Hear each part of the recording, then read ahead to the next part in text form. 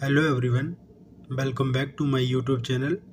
I hope you all are doing good. So today we are discuss about microbiology important questions. Microbiology के कुछ important question मैं बताऊंगा जो कि B farm third semester के हिसाब से बहुत ही ज़्यादा इंपॉर्टेंट है। तो बात करते हैं हम यूनिट 1 की। यूनिट 1 में मैं लगभग 6 क्वेश्चन बताऊंगा जो इम्पोर्टेंट है, उनको आप थोरोली तैयार कर लें। तो पहला क्वेश्चन है हमारा, write a note on principle and application of electron microscope और फेस कंट्रास्ट माइक्रोस्कोप। तो देखिए, इलेक्ट्रॉन माइक्रोस्कोप जो होता है उसके बारे में डिटेल में बताना है। एग्जाम में काफ़ी बार पूछा गया क्वेश्चन है, तो इसके बारे में पढ़ लें। और फेस कंट्रास्ट माइक्रोस्कोप के बारे में भी जानकारी देनी है। बात करते हैं हम दूसरे क्वेश्चन की। तो दूसरा क्वेश्चन पूछा गया है, write in detail about isolation of pure cultures. देखो, इसमें पूछा है isolation of pure culture. Isolation का मतलब होता है जैसे पृथक करना, अलग करना। देखो, आइसोलेशन का मतलब है पृथक करना। इसमें क्या है, जैसे हमने कल्चर मीडिया तैयार किया, उसमें कई सारे माइक्रो ऑर्गेनिज्म बन जाएंगे। जैसे ये हमारा कल्चर मीडिया, इसमें बहुत सारे माइक्रो ऑर्गेनिज्म हैं। अब इसमें कई कैटेगरी के माइक्रो ऑर्गेनिज्म हो गए। ठीक है, जैसे ये देखिए, कुछ ही हैं। तो इसमें क्या है, जैसे ब्लू वाले हैं तो इनको अलग से आइसोलेट करना है। ठीक है, जो कि मतलब एक पर्टिकुलर प्योर कल्चर बनाना है तो उसको आइसोलेट कर लेंगे। तो सेकंड क्वेश्चन यही कहता है। ठीक है, तो सारे के सारे इंपॉर्टेंट क्वेश्चन हैं, आप तैयार करके रखना। अब बात करते हैं हम थर्ड क्वेश्चन की। देखिए, थर्ड क्वेश्चन पूछा है हमसे, describe the structure of bacteria in detail with the help of diagram. देखो, इसमें इनने पूछा है बैक्टीरिया के स्ट्रक्चर वगैरह बनाने। जो भी बैक्टीरिया वगैरह होते हैं उनके डिफरेंट स्ट्रक्चर होते हैं और उनका एक एक डायग्राम बना के समझाना है कि ये बैक्टीरिया होते हैं जिस भी शेप के। मान लीजिए कुछ बैक्टीरिया इस टाइप के हैं, कुछ बैक्टीरिया इस टाइप के हैं, कुछ बैक्टीरिया इस टाइप के हैं, कुछ बैक्टीरिया इस टाइप के हैं। तो उनके डिफरेंट टाइप के स्ट्रक्चर वगैरह बताने और कितने प्रकार के होते हैं ये सब बता देना। ठीक है, इनने यही पूछा है थर्ड क्वेश्चन में। अब बात करते हैं हम फोर्थ क्वेश्चन के बारे में। फोर्थ क्वेश्चन में इनने पूछा है, difference between eukaryotic and prokaryotic. Very important question है। यूकैरियोटिक और प्रोकैरियोटिक सेल्स क्या होती हैं और इनके बारे में डिफाइन कर देना। ठीक है, तो ये हो गया हमारा फोर्थ क्वेश्चन। अब बात करते हैं हम फिफ्थ क्वेश्चन के बारे में। इसमें पूछा है, right the history of microbiology. देखो, माइक्रोबायोलॉजी की शुरुआत कहाँ से हुई, इनके फादर कौन थे, फिर उसका कैसे कैसे माइक्रोबायोलॉजी ब्रांच जो आई कैसे कैसे ग्रो करी, उसके बारे में बताना है। And describe scope of microbiology. और इनने पूछा है कि माइक्रोबायोलॉजी के क्या क्या स्कोप हैं।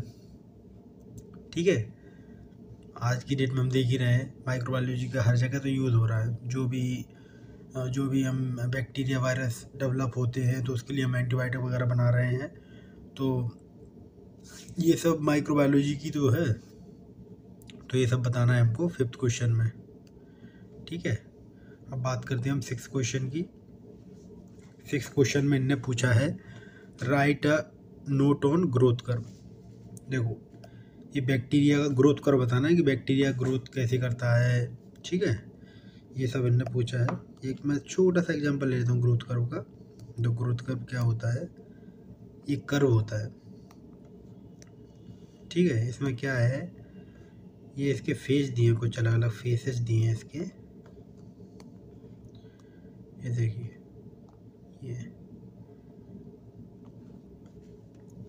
ये देखिए, ये जो दिख रहा है हमको, ये हमारा लेग फेस। ठीक, मतलब इस फेस में बैक्टीरिया ग्रो नहीं करता है। फिर इसके बाद यहाँ से यहाँ तक जो ये दिख रहा है, ये वाला एरिया, ये इसे कहते हैं लॉग फेस या एक्सपोनेंशियल फेस या लॉग फेस। ठीक है, इस पीरियड में जो हम भी बैक्टीरिया को हम न्यूट्रिएंट वगैरह प्रोवाइड करवाएंगे तो इस फेस में ये ग्रोथ करता है। फिर इसके बाद आपको ये दिख रहा होगा, ये वाला फेस, इसे कहते हैं स्टेशनरी फेस। ठीक है, इसे बोलते हैं स्टेशनरी फेस। इस फेस में क्या है, बैक्टीरिया को जितने भी न्यूट्रिएंट वगैरह प्रोवाइड हो जाते हैं उसमें क्या स्टेबल हो जाता है, जो भी न्यूट्रिएंट वगैरह है वो ख़त्म होने लगते हैं। फिर एक सर्टेन टाइम पीरियड यहाँ से लेके यहाँ तक, यहाँ पर ना तो बैक्टीरिया ग्रो करता है ना ही डेड होता है, स्टेबल रहता है, इसे स्टेशनरी फेस कहते हैं।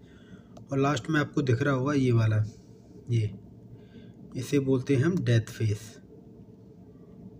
ठीक है, इसमें क्या है, न्यूट्रिएंट वगैरह सब खत्म हो चुके होते हैं तो इस फेस में बैक्टीरिया डेड करने लगता है। तो ऐसा ही आप ग्रोथ कर्व को पढ़ लेना, इम्पोर्टेंट है, एग्जाम में रखा हुआ मिलता है। ठीक है, तो ये तो हो गया हमारा यूनिट 1 के सारे क्वेश्चन। ठीक, अब बात करते हैं हम माइक्रोबायोलॉजी की सेकंड यूनिट के बारे में। देखो सेकंड यूनिट पर हम आ चुके हैं। तो सेकंड यूनिट में देखिए, यूनिट नंबर 2 पहला क्वेश्चन है हमारा। यूनिट नंबर 2 में 3 ही क्वेश्चन दिए हैं, इनको आप थोरोली तैयार कर लेना, इम्पोर्टेंट क्वेश्चन है सारे के सारे। बी फार्मा में RGPV AKTU एग्ज़ाम में रखे हुए मिल जाएंगे आपको। तो पहला क्वेश्चन है, difference between gram positive and gram negative. देखो, जो बैक्टीरिया होते हैं वो ग्राम पॉजिटिव और ग्राम नेगेटिव होते हैं। ठीक है, इनकी कैटेगरी होती है, 2 कैटेगरी में डिवाइड होते हैं। उसी कैटेगरी के आधार पर इनके लिए अलग अलग कल्चर वगैरह होता है, अलग अलग एंटीबायोटिक वगैरह, अलग अलग इनकी मेडिसिन इनके लिए बनाई जाती है बैक्टीरिया के लिए। ठीक है,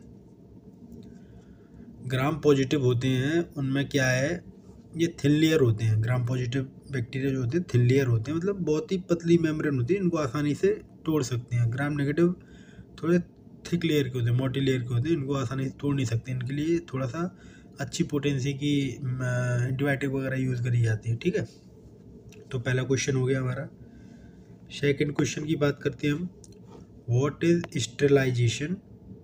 स्टेरिलाइजेशन क्या है? स्टेरिलाइजेशन आप जानते ही हो, वैसे तो आपने पढ़ाई हो स्टेरिलाइजेशन के बारे में, तभी मैं थोड़ा सा डिटेल जानकारी देता हूँ। स्टेरिलाइजेशन एक ऐसी प्रोसेस है जिसमें मान लीजिए पहले के समय में जो भी हम ऑपरेशन वगैरह डॉक्टर वगैरह ऑपरेशन करते थे तो इक्विपमेंट वगैरह होते थे, उनको स्टेरिलाइज नहीं करते, डायरेक्टली यूज़ कर देते थे।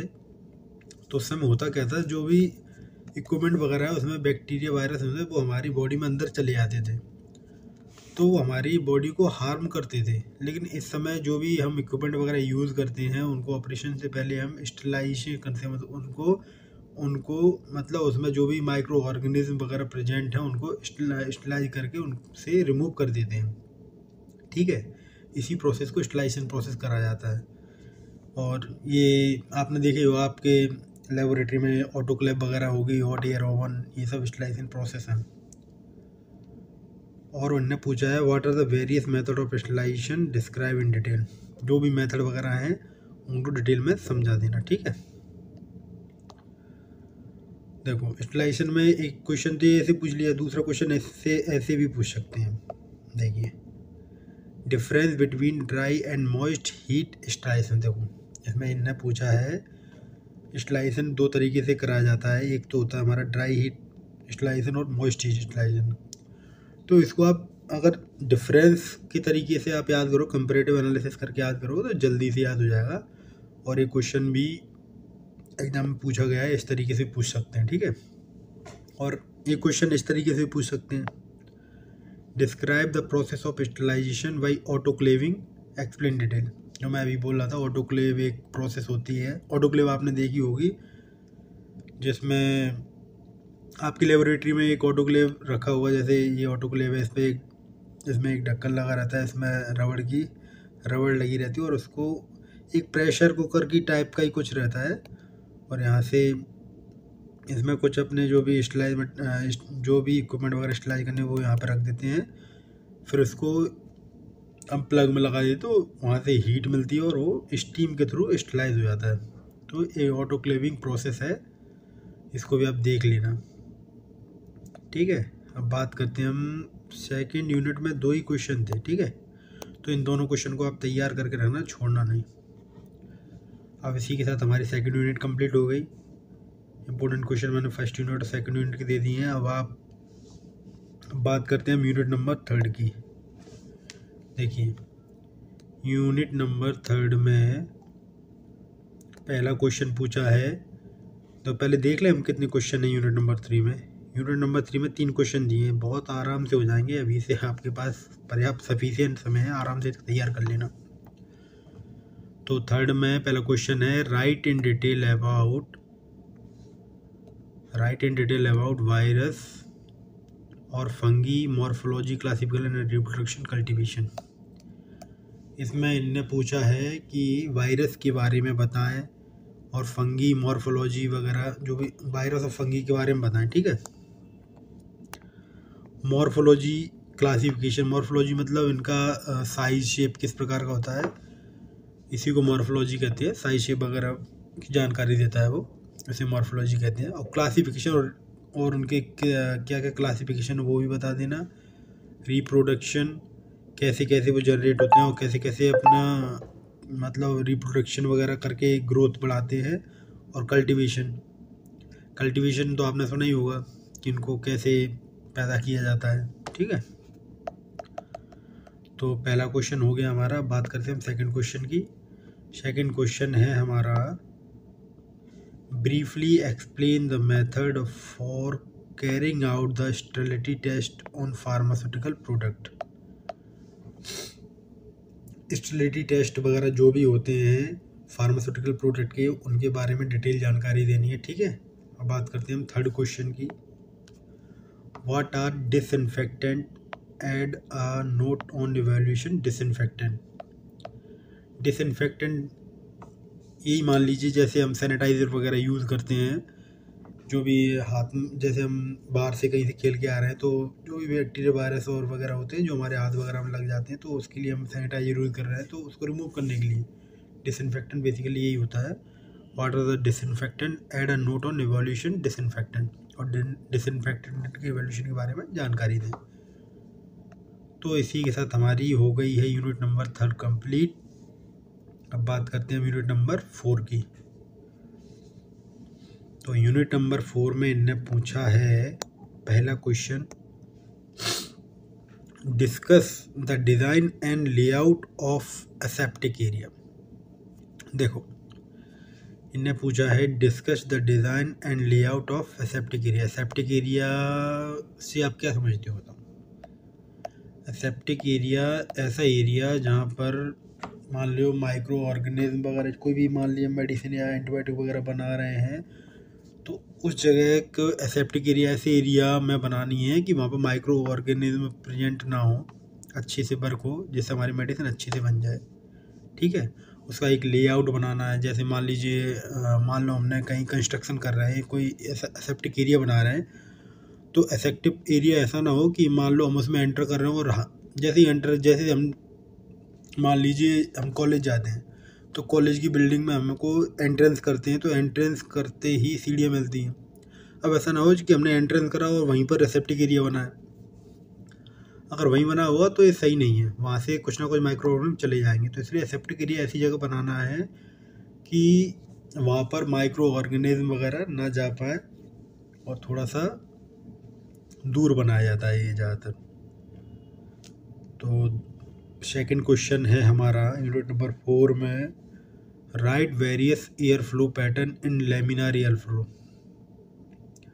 देखो एयर फ्लो पैटर्न पूछा है लेमिनार एयर फ्लो में, लेमिनार एयर फ्लो। तो लेमिनार एयर फ्लो आपने देखा ही होगा, आपके कॉलेज में रखा होगा, एक ऐसा इक्विपमेंट रहता है लगभग। यहाँ से लेमिनार एयर फ्लो एक ऐसा फ्लो होता है जैसे कंटिन्यूस फ्लो रहता है। इसमें मतलब माइक्रो ऑर्गेनिज्म वगैरह प्रेजेंट नहीं रहते। अगर हम कुछ बना रहे हैं, कोई प्रोडक्ट बनाया, कल्चर मीडिया रख रहे हैं, तो उसमें उसका कोई इफ़ेक्ट ना पड़े, मतलब एक अच्छा माहौल देने के लिए, जिससे अच्छा एनवायरनमेंट रहे उसके अंदर। लेमिनार एयर फ्लो में जैसे हम कल्चर मीडिया बना के रख दिया है, तो उसको जैसा है वैसा रखने की कोशिश करेगा वो, ठीक है। तो इनने यही पूछा है, right the various air flow pattern in laminar air flow. Air flow में यहाँ पर यूवी लाइट वगैरह भी प्रेजेंट रहती है। ठीक है, आप एक बार देख लेना लेमिनार एयर फ्लो को, आपके लेबोरेटरी में भी प्रेजेंट होगा ये। अब बात करते हैं क्वेश्चन नंबर 3 यूनिट 4 में 3 ही क्वेश्चन पूछे हैं। थर्ड क्वेश्चन है हमारा discuss the principle and method of microbiological assay. ठीक है, कॉमा विटामिन B12 और स्पेक्ट्रम एंटीबायोटिक पेंसिलिन। देखो यूनिट 4 में इनने इम्पोर्टेंट क्वेश्चन पूछा है, काफ़ी इम्पोर्टेंट क्वेश्चन है ये। माइक्रोबायोलॉजिकल एसे, माइक्रोबायोलॉजिकल एसे क्या होता है? जैसे मान लीजिए हमने कोई एंटीबायोटिक या ड्रग बनाया, अब हमें क्या पता है कि ये कितना कारगर है। ये मान लीजिए कोई बैक्टीरिया वायरस वगैरह है, तो इस पर इफेक्टिव है भी या नहीं, तो उसके लिए माइक्रोबियल ऐसे होते हैं। तो जो कि ड्रग की पोटेंसी मतलब ड्रग की क्षमता के बारे में बताएंगे कि ये ड्रग जो हमने बनाया वो कितना कारगर है। तो वही हमारे माइक्रोबायोलॉजिकल ऐसे होते हैं। ऐसे विटामिन वगैरह होते हैं, विटामिन वगैरह की पोटेंसी, विटामिन काम कर रही है या नहीं कर रही है, या उसमें इतना बैक्टीरिया ग्रो कराने के लिए मान लो विटामिन न्यूट्रिएंट वगैरह दे रहे हैं, अब वो ग्रो ही नहीं हो रहा, उसकी पोटेंसी ही नहीं है, उतनी क्षमता ही नहीं है। तो ये माइक्रोबायोलॉजिकल ऐसे के द्वारा हम पता करते हैं। ठीक है, इंपॉर्टेंट क्वेश्चन है, इसको छोड़ना नहीं। इसी के साथ हमारे यूनिट नंबर 4 के तीनों क्वेश्चन कंप्लीट हो गए हैं। अब बात करते हैं हम यूनिट नंबर 5 की, जो कि हमारी लास्ट यूनिट है। इसमें कितने क्वेश्चन पूछे? इसमें भी 3 क्वेश्चन है, तैयार कर लेना, आराम से हो जाएंगे। ठीक है, तो यूनिट नंबर 5 में हमारा पहला क्वेश्चन है what is microbial spoilage and it's type. देखो माइक्रोबियल स्पॉइलेज के बारे में बताना है और उसके टाइप के बारे में बता देना।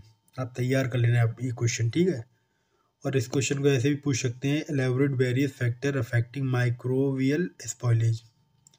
कौन कौन से फैक्टर हैं जो माइक्रोबियल स्पॉइलेज को अफेक्ट करते हैं। ठीक है, ये पहला क्वेश्चन हो गया। अब सेकंड क्वेश्चन है हमारा यूनिट नंबर 5 का, what is preservative, discuss their role in pharmaceutical product and preservative efficacy test. ठीक है, देखो इनने पूछा है इसमें व्हाट इज प्रिजर्वेटिव। प्रिजर्वेटिव क्या होता है? प्रिजर्वेटिव ऐसी चीज़ है, मान लीजिए कोई चीज़ हम स्टोर कर रहे हैं, मान लीजिए कोई ड्रग है, उसको हम स्टोर कर रहे हैं, काफ़ी समय तक उसको प्रिजर्व करके रख रहे हैं, तो उसमें मान लीजिए ड्रग में अगर प्रिजर्वेटिव एजेंट बना देंगे, मान लीजिए वो 10 दिन तक ख़राब नहीं होता है, कोई ड्रग है तो उसमें प्रिजर्वेटिव एजेंट डालकर उसको हम 15 दिन, 1 महीने और काफ़ी लंबे समय तक उसको हम स्टोर करके रख सकते हैं, तो यही प्रिजर्वेटिव होता है। इसके बारे में ये पूछ रहे हैं, discuss their role in pharmaceutical product. Obviously इसका फार्मास्यूटिकल प्रोडक्ट वगैरह में कई जगह यूज़ है, ड्रग वगैरह की लाइफ वगैरह बढ़ाने के लिए प्रिजर्वेटिव वगैरह इस्तेमाल किया जाता है। ठीक है, अब यूनिट नंबर 5 का लास्ट क्वेश्चन है हमारा, question number 3, describe in detail about animal cell culture. Very very important question. Animal cell culture से आप क्या समझते हैं, इसके बारे में डिटेल में जानकारी दें। Preparation, maintenance, procedure and application. देखो इसके बारे में मैं थोड़ी सी जानकारी दे देता हूँ। एनिमल सेल कल्चर एक इस तरह का मेथड है, मान लीजिए एक एनिमल सेल कल्चर, आप क्या समझते हैं? सेल कल्चर मतलब एक ऐसा है कि लेबोरेटरी में हम एक मान लीजिए कोई एनिमल का या ह्यूमन का मान लीजिए लीवर लिया है, ठीक है, लीवर्स के सेल लिए, वहाँ से सेल लिए, वहाँ से सेल से हमने टिश्यू वगैरह लिए, पहले तो उससे हमने ग्रो करा के सेल्स बनाई और फिर हमने लीवर तैयार कर लिया है लेबोरेटरी में। ठीक है, अब जो भी हम मेडिसिन वगैरह बनाएंगे वो डायरेक्टली ह्यूमन पर यूज़ नहीं करेंगे। पहले के समय में क्या होता था, कोई भी मेडिसिन बना रहे हैं तो हम ह्यूमन पर डायरेक्ट ट्राई करते थे, तो उससे क्या होता था, अगर मान लीजिए अगर अच्छे इफेक्ट आ रहे हैं तो ह्यूमन सही हो रहा है, लेकिन मान लीजिए कोई गलत इफेक्ट या ख़राब इफेक्ट आ रहे हैं तो डायरेक्ट वो ह्यूमन को इफेक्ट करता था, तो ये काफ़ी हानिकारक था। इसलिए एनिमल सेल कल्चर का धीमे धीमे इस्तेमाल होने लगा। इसमें क्या है, जो भी सेल्स वगैरह हम एक बार ले लेते हैं, फिर जो भी मान लीवर के सेल लिए तो लीवर हमने एक तैयार कर लिया उसमें। फिर अब इसी जो एक लीवर तैयार कर रहा है, अब ये तो हो गया हमारा प्राइमरी प्रोडक्ट, प्राइमरी सेल। इसी से हम मान ली एक और तैयार कर लें, एक लीवर सेल और तैयार कर ली, तो हमारा सेकेंडरी सेल कल्चर होगा। ठीक है, अब ऐसे ही सेकेंडरी बन गया तो इससे फिर हम लेके कई हज़ारों या सैकड़ों तैयार कर लेंगे ऐसे ही करके। फिर इस पर हम जो भी मेडिसिन वगैरह बनाएंगे लीवर डिसीज़ वगैरह की, या कोई भी डिसीज़ या कोई भी सेल तैयार करेंगे, फिर उसकी जो मेडिसिन बनाएंगे फिर इन पे ही डायरेक्ट अप्लाई करेंगे। अब देखेंगे उसके क्या बेनिफिट हो रहे हैं या क्या मतलब नुकसान हो रहे हैं। तो इस तरीके से हम डायरेक्ट ह्यूमन पर अप्लाई ना करके जो भी हम सिंथेसाइज करा है हमने लेबोरेटरी में वहाँ पर इस्तेमाल करेंगे। तो इसे ही सेल कल्चर कहते हैं। ठीक है, तो इनने ये पूछा प्रिपरेशन मेंटेनेंस एंड प्रोसीजर, जो मैं अभी आपको समझा रहा था यही इसकी प्रिपरेशन मेंटेनेंस और प्रोसीजर है। और एप्लीकेशन तो आप समझ ही रहे हैं, एप्लीकेशन तो ह्यूज एप्लीकेशन है भाई एनिमल सेल कल्चर के। आज की डेट में आप लेबोरेटरी में कोई भी सेल वगैरह डेवलप कर रहे हैं, उस पर डायरेक्ट ड्रग वगैरह अप्लाई कर रहे हैं, आपको डायरेक्ट ह्यूमन पर नहीं करना पड़ रहा है, तो इसके बेनिफिट ही तो है। ठीक है, तो इसी के साथ हमारी यूनिट नंबर 5 कंप्लीट हो गई है। अब आप लोग ये बताइए आपको मेरा वीडियो कैसा लगा। अगर आपको मेरा वीडियो अच्छा लगा हो तो मेरे चैनल को फॉलो करें, सब्सक्राइब करें। Thank you everyone.